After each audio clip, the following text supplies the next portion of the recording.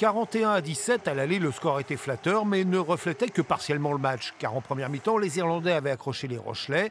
Pour le retour, les Maritimes sont donc méfiants dans cette poule 1 de Champions Cup. Ils sont premiers avec 15 points, mais l'Ulster suit juste derrière à 13 points. Autant dire que le vainqueur est assuré d'une qualification au Kingspan Stadium. Samedi à 14 h, le combat s'annonce donc costaud. Eux, s'ils misent une qualification, il leur faut 5 points. Donc 4 essais, donc voilà, ça va être 30 minutes de folie, même voilà, 80 à fond, ils vont tout jouer. Donc voilà, on s'attend à un gros combat et ça va être très compliqué. Ouais.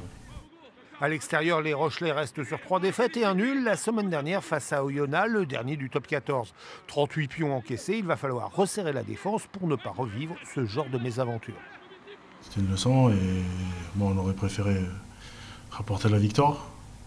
Mais voilà, maintenant il faut se servir de cette, on va pas dire défaite, mais de ce match nul comme pour avancer et aussi pour les jouer en Ulster. Côté tactique, une certitude, ne pas trop laisser jouer les Irishmen en leur confisquant la baballe. Voilà, il va falloir alterner et les mettre sous pression quand on met du jeu au pied, quoi. Pas mettre du jeu au pied pour le rendre de ballon. C'est sûr que sinon on va prendre des séquences et ça peut être très long en Ulster samedi.